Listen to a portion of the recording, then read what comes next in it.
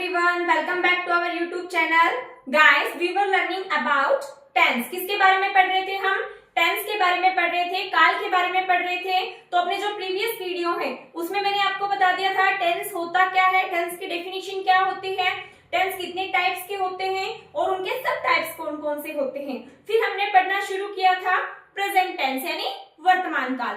Present tense के अंदर हमने बात कर ली थी simple present tense. Simple present tense के बारे में मैंने आपको क्या बताया था कि सिंपल प्रेजेंट टेंस हमें बताता है एवरीडे जो इवेंट्स होते हैं, अपना जो डेली रूटीन होता है, हैबिचुअल एक्शंस जो होते हैं, जो यूनिवर्सल ट्रूथ है, इनके बारे में। सिंपल प्रेजेंट टेंस जो है इसके हिंदी वाक्य के अंत में आता है ता है, ती है, ते है। यानी जब सिंपल प्रेजेंट टेंस का जो भी सेंटेंस होगा उसको जब हम हिंदी में ट्रांसलेट करेंगे तो उसके वाक्य के अंत में हमें क्या मिलेगा? ता है, ती है, ते है या फिर है। जैसे कि वह ऐसा करता है, वो ऐसा करती है, वह बहुत अच्छा लड़का है, इटीसी, या फिर राम खेलता है, वे चाय पीते हैं। ठीक है, ता है, ती है, ते है, इस तरह के आपको सेंटेंस मिलेंगे। और सिंपल प्रेजेंट टेंस के अंदर हम किसका यूज करते हैं? जब हम सिंपल प्रेजेंट टेंस में पॉजिटिव सेंटेंस का फॉर्मेशन करते हैं तब हम यूज करते हैं सब्जेक्ट प्लस वर्ब की first form. According to the subject verb की फर्स्ट फॉर्म के साथ क्या आएगा? एस या ईएस। ठीक है, और उसके बाद आगे आ जाएगा ऑब्जेक्ट। और अगर जब हम इनका नेगेटिव बनाएंगे, मैंने आपको बताया था सिंपल प्रेजेंट टेंस का जो पॉजिटिव सेंटेंस है बहुत इजी है, वर्ब की फर्स्ट फॉर्म लगा दो, अकॉर्डिंग टू द सब्जेक्ट क्या है? एस या ईएस लगा दो। लेकिन जब हम इसके नेगेटिव सेंटेंस बनाते हैं तब हमें किसका यूज करना है? हेल्पिंग वर्ब डू और डज का यूज करना होता है। हेल्पिंग वर्ब डू आती है प्लूरल के लिए, डज आता है सिंगुलर के लिए। तो नेगेटिव बनाएंगे तो क्या है? डज प्लस नॉट आ जाएगा। और इंटरोगेटिव बनाएंगे तो क्या है? अपना जो तो नेगेटिव बनाएंगे तो क्या है? डू या does according to the subject और थर्ड पोजीशन पे नॉट लग जाएगा। और इंटरोगेटिव बनाएंगे तो अपने जो हेल्पिंग वर्ब डू और डज है वो पहले आ जाएंगे और उसके बाद में क्या आ जाएगा? Question mark. फिर हमने बात किसकी की थी? फिर हमने बात कर ली थी present continuous tense. Present continuous tense के बारे में भी मैंने आपको बता दिया था। On the time of speaking जो काम चल रहा होता है यानी लगातार जो चल रहा है। हिंदी वाक्य के अंत में इसकी क्या पहचान होगी? इसके जो हिंदी वाक्य होंगे जब हम यानी प्रेजेंट कंटिन्यूअस टेंस है इसके जब हम सेंटेंस का फॉर्मेशन करेंगे उनको जब हम हिंदी में ट्रांसलेट करेंगे तो उसके अंत में आपको मिलेगा रहा है, रही है, रहे हैं। यानी प्रेजेंट कंटिन्यूअस टेंस के हिंदी वाक्य के अंत में हमें मिलेगा रहा है, रही है, रहे हैं। इसका जो पॉजिटिव सेंटेंस का फॉर्मेशन होगा वो क्या होगा? Subject according to the subject is am are, verb की फोर्थ फॉर्म यानी आईएनजी फॉर्म, और लास्ट में आएगा ऑब्जेक्ट। तो present continuous tense on the time of speaking जो काम चल रहा है उसके बारे में हमें बताता है। प्रेजेंट कंटिन्यूअस टेंस में हम यूज करते हैं helping verb is am are और वर्ब की आईएनजी फॉर्म का।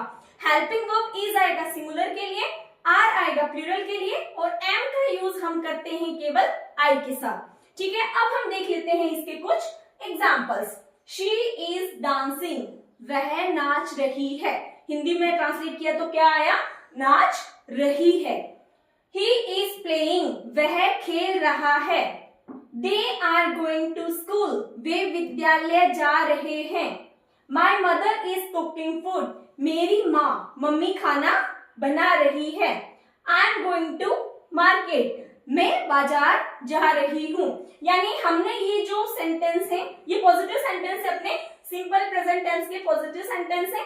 इनका जब हमने हिंदी ट्रांसलेशन किया तो इनके अंत में हमें क्या मिला? रहा है, रही है, रहे हैं। और जब हम इनका नेगेटिव बनाएंगे तो थर्ड पोजीशन पे नॉट आ जाएगा और इंटरोगेटिव बनाएंगे तो अपनी जो हेल्पिंग वर्ब इज है हमारे वो स्टार्टिंग में आ जाएंगे और क्वेश्चन मार्क आ जाएगा। तो इस वीडियो में हमने जाना किसके बारे में? सिंपल प्रेजेंट टेंस क्या होता है उसको रिपीट किया। उसके बाद में अपना टॉपिक रहा प्रेजेंट कंटिन्यूअस टेंस और प्रेजेंट कंटिन्यूअस टेंस के हमने कुछ एग्जांपल्स देखे, उनका हिंदी ट्रांसलेशन किया। अब हम प्रेजेंट कंटिन्यूअस टेंस के नेगेटिव और इंटरोगेटिव सेंटेंस के बारे में जान लेते हैं। जब हम प्रेजेंट कंटिन्यूअस टेंस के जो पॉजिटिव सेंटेंस है उनको नेगेटिव में कन्वर्ट करेंगे तो हम क्या करेंगे? जो helping verb is am are हमने यूज में लिया है उसके आगे हम थर्ड पोजीशन पे क्या लगा देंगे? नॉट लगा लगा देंगे। तो नेगेटिव सेंटेंस का फॉर्मेशन क्या रहेगा, पहले अपना सब्जेक्ट आ जाएगा, अकॉर्डिंग टू द सब्जेक्ट, अगर सब्जेक्ट सिंगुलर है तो इज आ जाएगा, अगर सब्जेक्ट के जगह हमने आई का यूज किया है तो एम आ जाएगा, और अगर सब्जेक्ट प्लूरल है तो आर आ जाएगा। उसके बाद में थर्ड पोजीशन पे अपने को क्या लेना है, नॉट लेना है, फिर V4 यानी वर्ब की फोर्थ फॉर्म आईएनजी फॉर्म, और उसके बाद में क्या है, ऑब्जेक्ट आ जाएगा।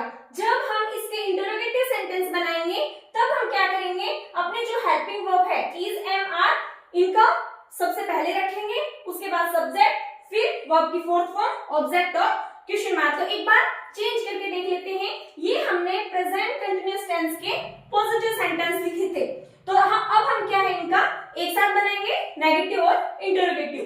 तो शी इज डांसिंग, ये पॉजिटिव है, नेगेटिव होगा तो she is not dancing. Third number पे क्या लगा दिया हमने, नॉट लगा दिया। शी इज डांसिंग, नेगेटिव बनाएंगे तो शी इज नॉट डांसिंग, और इंटरोगेटिव बनाएंगे तो इज शी डांसिंग, और लास्ट में question mark. He is playing, he is not playing, is he playing. They are going to school, they are not going to school, are they going to school? My mother is cooking food, my mother is not cooking food, is my mother cooking food? I am going to market, I am not going to market, am I going to market? यानी present continuous tense में जब हम positive sentence बनाते हैं तब हम use करते हैं helping verb is, am, are के साथ वर्ब की आईएनजी फॉर्म। जब हम इसके नेगेटिव सेंटेंस बनाते हैं तब हम थर्ड पोजीशन पे लगा देते हैं नॉट, और जब हम इसके इंटरोगेटिव सेंटेंस बनाते हैं तो अपनी जो भी हेल्पिंग वर्ब हमने यूज में ली है इज, एम, आर, ये सबसे पहले आ जाएंगे, और लास्ट में यूज करेंगे हम क्वेश्चन मार्क का। आई होप आपको प्रेजेंट कंटिन्यूअस टेंस अच्छे से समझ में आ गया होगा।